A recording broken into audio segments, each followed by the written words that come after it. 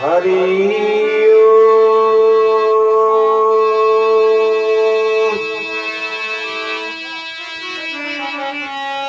हरि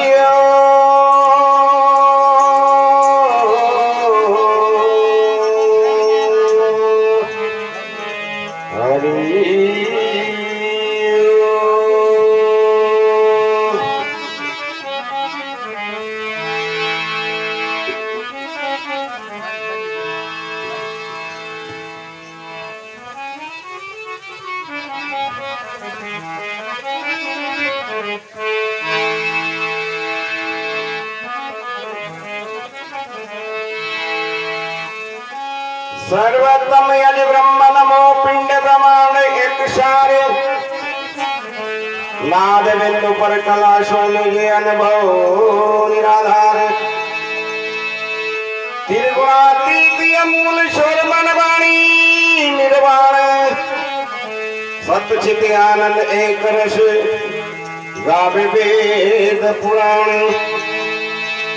जाय प्रकाश प्रकाश ही उड़गण चंदासूर सो ब्रह्म मेरा आत्मा स्वयं प्रकाश अजूर नाम रूप जोदा भवन सात दीप नवखंड ब्रह्मानंद के लेश करे सकल त्रिपति मंड नाम रूप जगत रंग विधि ब्रह्मोदरी भिन्नाई आदि अंत मद देखिया उलटी अपूता माई नमो शंकराचार्य गुरु नमो व्यास वशिष्ठ नमो ऋषि मुनि अवतार सुर नमो भाण गुरु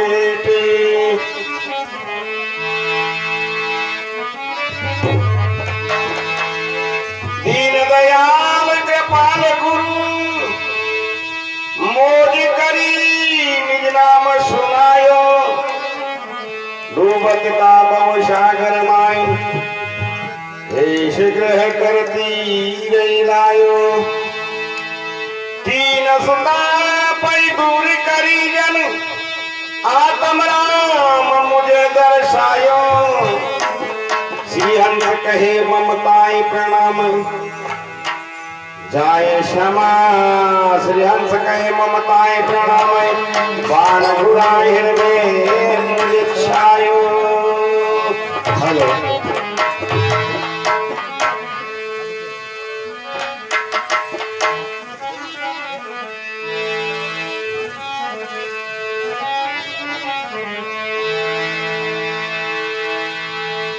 संत समागम हरि कथा तो तुलसी दुर्लभ दोई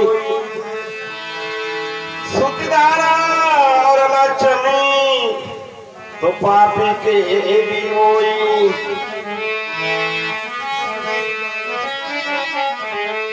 ओ सया संग साधा को की जोई सया संग साधा को की जोई सया संग साधा को की जोई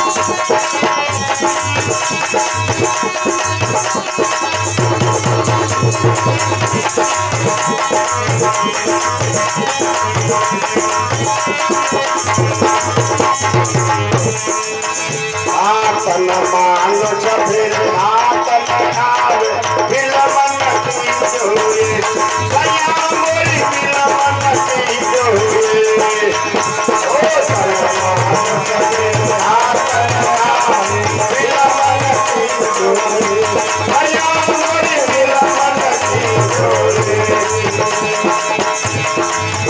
श्री हंस भान पाया बंगुर चरण हंस भान ओ शरण करी जय भया दादा गोती भया दादा गोती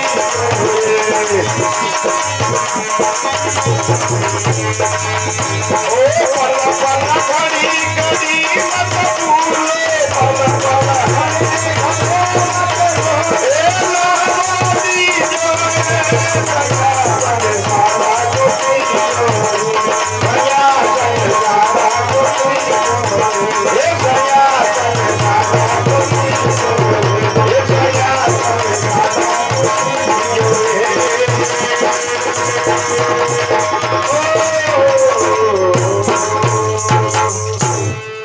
हंस भगवान की जय हो वज्रानंद भगवान की जय हो सभी संतन की जय हो गोपालानंद जी महाराज की जय हो देवानंद जी महाराज की जय हो अपने अपने माता पिता गुरुदेव की जय हो वंदने पूजने श्री श्री 1008 स्वामी हंस निर्वाण साहिब को कोटि कोटि वंदना। मंच से जितने भी महापुरुष बैठे हुए हैं, लक्षानंद जी महाराज, बालमुकुंद जी महाराज, निष्ठानंद जी महाराज, रतनदास जी महाराज, सभी को जिज्ञासु जनों और सत्स्वरूपा माता देवियों को मेरा कोटि कोटि प्रणाम। प्रिय सज्जनों,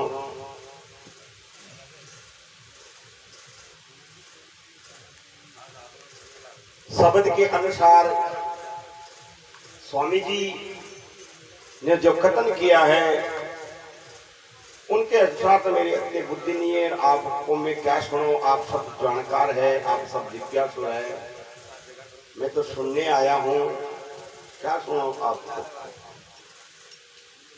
स्वामी जी ने कहा है सया संग सादा को कीजो, पल पल घड़ी घड़ी मत भूलो, लाओ लीजो।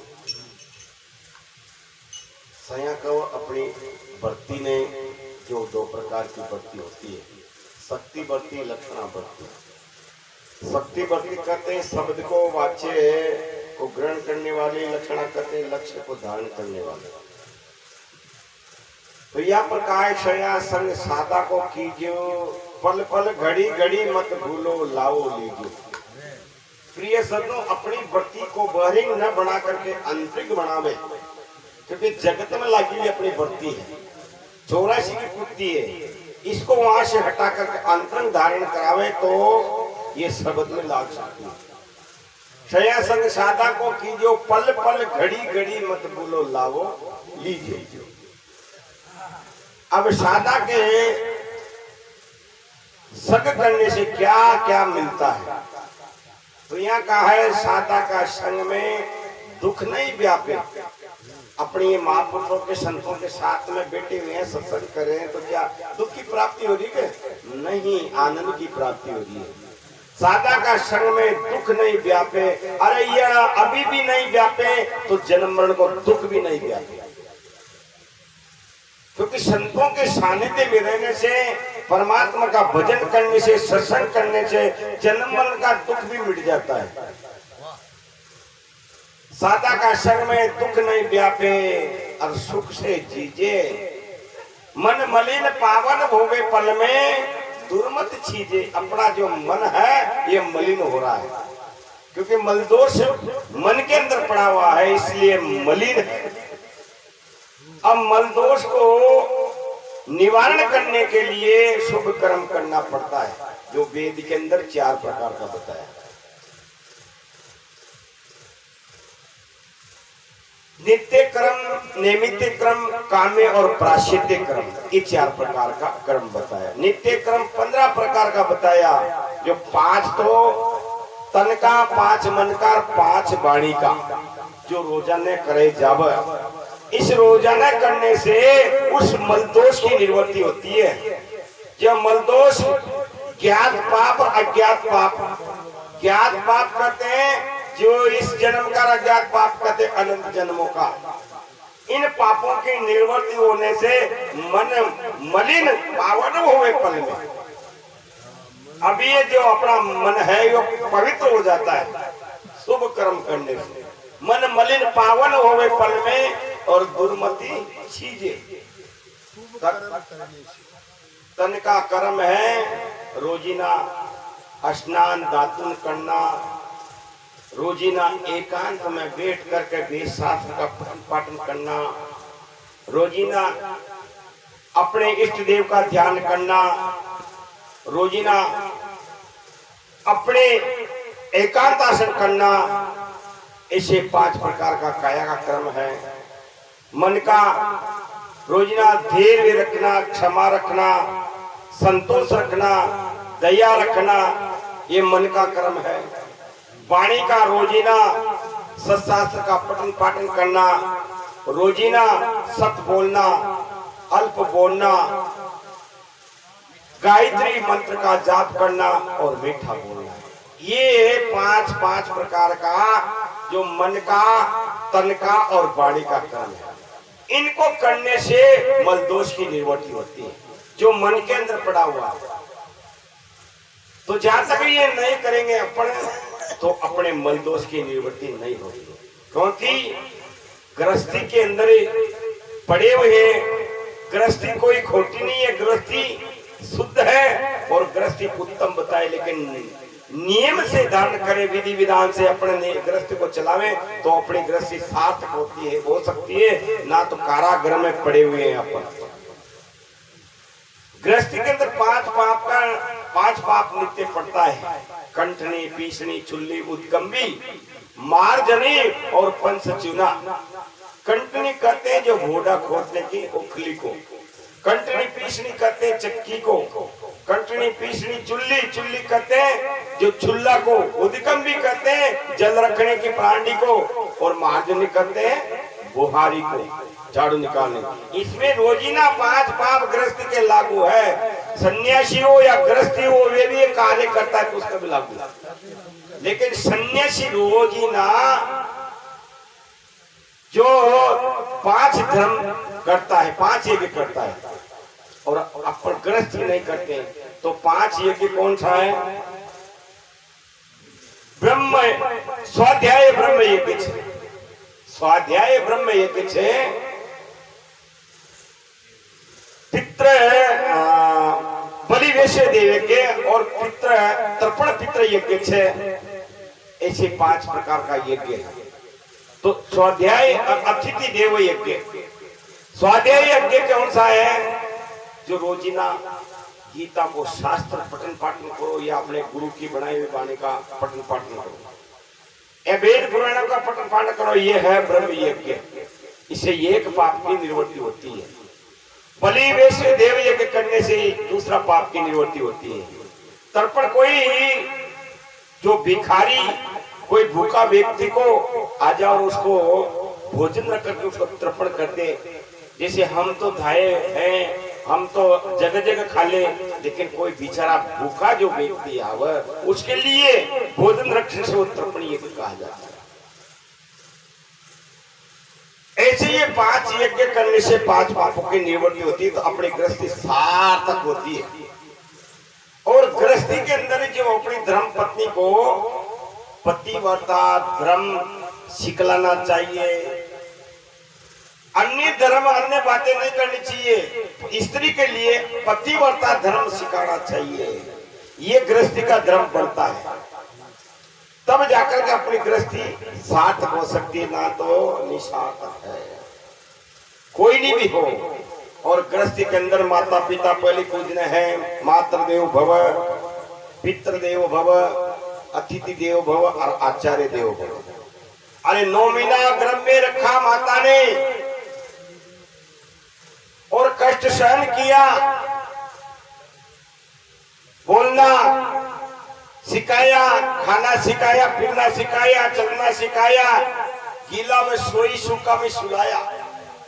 और वो बेटा जवान होकर के माता बूढ़ी हो जाती है और माता माचा में पड़ी है, दर्द की मारी व्याकुल हो रही है और बेटा उस माता की सेवा न करके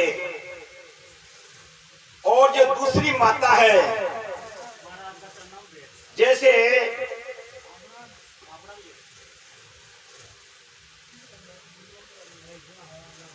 अब शायर माता है ना, अपने कोई सी भी माता हो,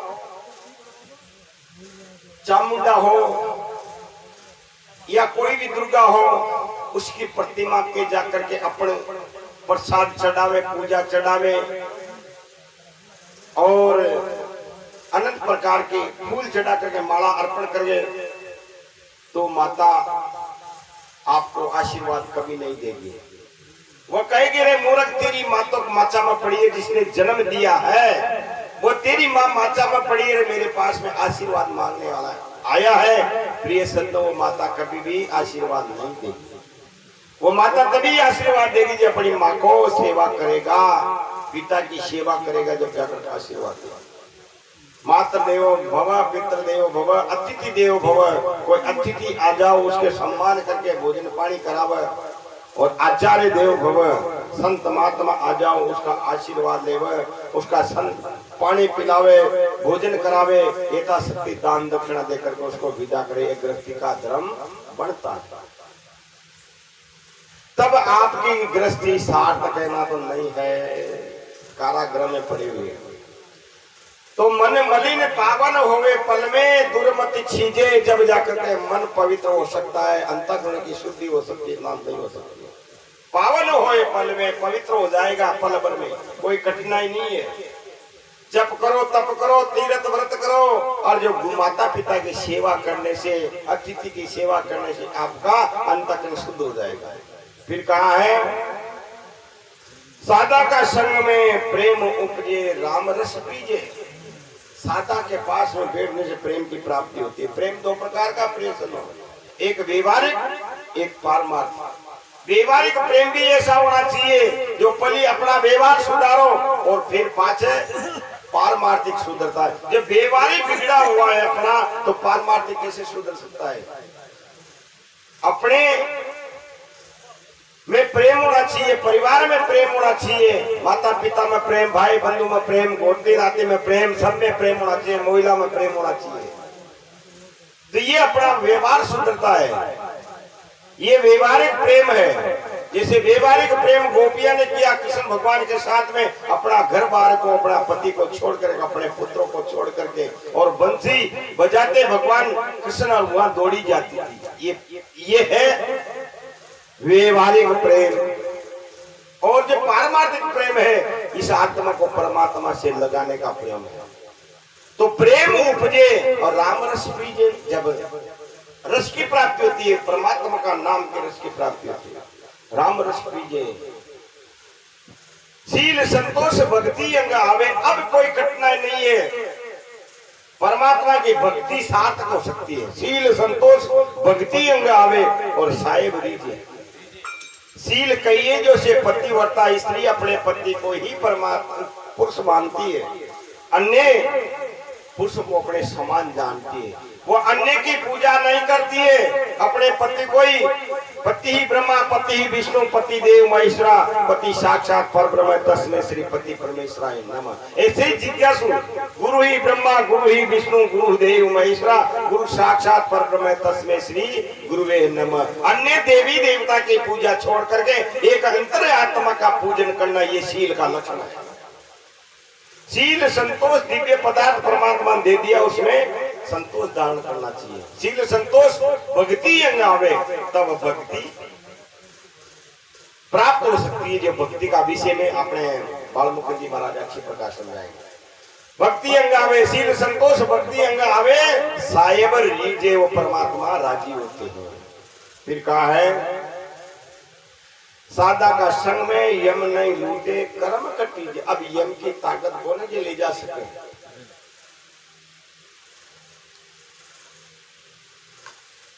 जो वह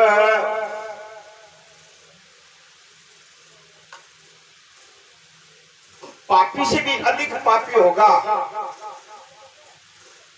जो भगवान का नाम लेवे और वो जान ले कि संसार में परमात्मा के अलावा कोई नहीं है, तो पापी से भी जो पापी होगा वो भवसागर से पार हो जाएगा। लेकिन वो निश्चय कर लेता है कि इस संसार में परमात्मा के अलावा दूजा है ही नहीं, तब जाकर के। तो इसलिए स्वामी जी कहते हैं साधा का संग में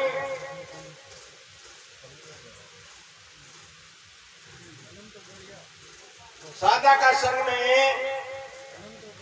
यम नहीं लूटे, यम की ताकत को मुझे ले जाओ, यम नहीं लूटे कर्म कटीजे।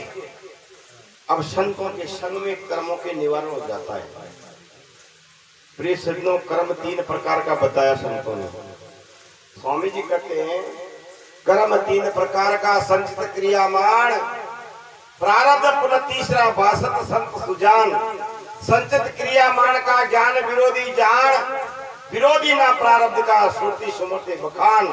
तन कार्य प्रारब्ध है न संचित क्रियामाण, ताए मिटे बिन मिटत नहीं जो कण रवि जान। जैसे सूर्य रहता है तब तक सूर्य की किरणें रहती है, सूर्य अस्त होने से किरणें हस्त हो जाती, समाप्त हो जाता है। तब तक जब प्रारब्ध का वेग भरा हुआ तब तक शरीर चलता रहता है, और प्रारब्ध समाप्त हुआ है शरीर धड़ा से गिर जाता है, जैसे राम कृष्ण आदि का भी गिरा है। महाराज कर्म तो 2 ही है, 3 बताया संचित क्रिया मानव प्रारब्ध। तो संचित बताया, आपने बताई गए कर्म शुभ है, शुभ 2 ही। वह इसमें आ जाता है क्रियामाण में, शुभ शुभ कर्म क्रियामाण में आ जाते हैं।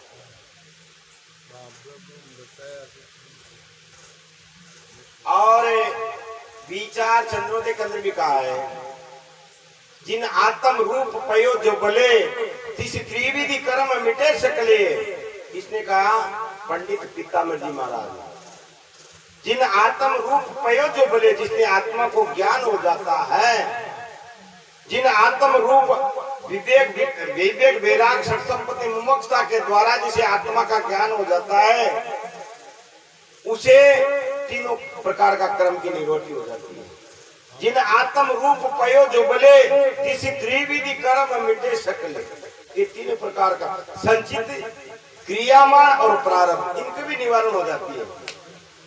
जिन आत्म रूप पयो जो बोले किसी त्रिविधि कर्म मिटे सकले, तम आवृत आश्रित संचित ले।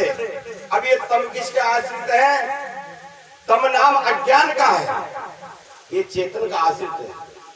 तम आवृत आश्रित संचित ले निज बोध सो पावक सर्व जले। जब अपने आप का ज्ञान हो जाता है, जैसे दावा अग्नि में, जंगल में स्वतः ही अग्नि प्रकट होकर के उसे जंगल को जला देती है और वो तुरंत शांत हो जाती है, ऐसे जो अपने ज्ञान रूपी जो अग्नि प्रकट होकर के और इन कर्मों को निवारण कर देती है। तम आवृत आश्रित संचित ले निज बोध सो पावक सर्व जले। बोध करते हैं जो अपने आत्म स्वरूप का ज्ञान हो गया, जिसे विवेक हो गया। निज बोध स्वभावक सर्व जले, जड़ चेतन गांठ विभेद बले। जो जड़ चेतन की गांठ पड़ी है वो खुल जाती है नहीं, लेकिन वो भ्रांति के खातिर जड़ चेतन की गांठ पड़ी है। जड़ चेतन गांठ विभेद बले, जड़ राग देव से कसाई गले। अरे अनंत जन्मों का जो कर्म है वो भी ज्ञान के द्वारा मिट जाता है। अनंत प्रकार का राग दिवस कसाई गले। जल में जिम कमल लिप्त जले। जैसे कमल जल के अंदर होता है ना, वो लिपायमान नहीं होता। ऐसे महापुरुष इस संसार से कभी लिपायमान नहीं होते, कर्मों से लिपायमान नहीं होते। ऐसे महापुरुषों को कर्म जो लागू होता ही नहीं। कायल संतों ने जो महापुरुष होते हैं उनका प्रारब्ध के अनुसार खोटा कर्म भी हो जावे तो उसका भागीदार कौन है? उसका निंदक है।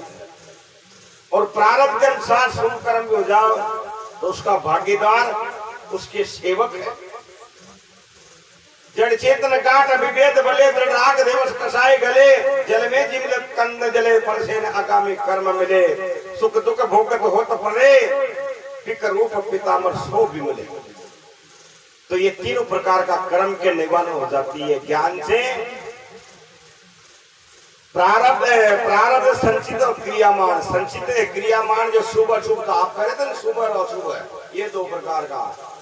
ये क्रियामान उस संचित कर्म में जाकर के इकट्ठा हो जाता है।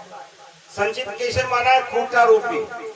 ये क्रियामान उसमें जाकर के इकट्ठा हो जाता है और क्रियामान में से उत्तम कर्म बिछुड़ करके ईश्वर की कृपा से प्रारब्ध रूपी शरीर मिल जाता है। लेकिन संत महापुरुषों का तीनों प्रकार का कर्म की निर्वृत्ति हो जाती है। संचित क्रियामान तो ज्ञान से निर्वृत्ति हो जाती है, लेकिन प्रारब्ध नजर आता है। जो आपने कहते हैं ये ज्ञानी तो है लेकिन खाता भी है, पीता भी है, चलता भी है, फिरता भी है, उठता भी बैठता है, लेकिन वह इनसे लिपायमान नहीं रहता है। उदाहरण दिया है कमल का, जल के अंदर कमल रहता है, ऐसे वो महापुरुष रहते हैं जगत के अंदर, उनसे लिपायमान नहीं रहता है। इसलिए प्रारब्ध को भी मिथ्या मानते हैं। प्रारब्ध के द्वारा चलते तो रहते हैं लेकिन वह उसके आश्रित नहीं रहते। ये सील संतो सादा का संग में यम नहीं लूटे कर्म कटीजे जीवत मोक्ष परम पद पावे जीते जी मुक्ति की प्राप्ति हो जाती है। जीवत मोक्ष परम पद पावे 84 मिट्टी जी जब जाकर के 84 मिट्टी नाने मिट्टी। फिर कहा है सादा का संग में अनंत वरिया। स्वामी जी कहते अनंत उधर गया जिसने सादा की संगत की है, जो गुरु की शरण में किया है, सच्चा गुरु की शरण में। अब कौन कौन का उद्धार हुआ? गुरु उपदेश नरे नर केते ऊंच नीच भव जाति जेते दूर प्रहलाद भविक्षण राजा हनुमंत का शरिया काजा व्यास वशिष्ठ पराशर कहिए नारद सुख सन का दिख लइए विधि विष्णु शक्ति अवतारा राम कृष्ण कच मच उबारा शशि सूर्य तारा गण जेई गुरुमुख उत्तम लोक बसेई। इन महापुरुषों के जो सतगुरु की शरण में जाने से इन महापुरुषों का उद्धार हुआ है। तो सादा की संगत करने से महापुरुषों का उद्धार होता है। तो इसलिए सादा का संग में अनंत उदरिया अंतर दीजिए अरे जुला पिंजारा चमैया लाई छिपा कहिए। इनका बखान कर दिया स्वामी जी ने नाम लेकर। फिर कहा है देखो भी भक्ति में सब में शुरू कर दी वे। तन मानस फिर आत्नावे विलमन कीजिए प्रिय सतो। स्वामी जी कहते तन मानस फिर हाथ ना हो, ये शरीर आने वाला नहीं है। तन मानस फिर हाथ ना हो विलमन कीजिए। अरे आज करे काल करे सो आज कर, आज करे सो पल में परले होएगी बहुर करेगो कब। तन मानस फिर हाथ ना आवे विलमन कीजिए। श्री हंस बाण साहेब गुरु शरणे और शरण करीजे। सया संग सादा को कीजियो पल पल घड़ी घड़ी मत भूलो लाओ लीजो। सया संग सादा को कीजियो। सतगुरुदेव भगवान की, सच्चिदानंद भगवान की, हंस भगवान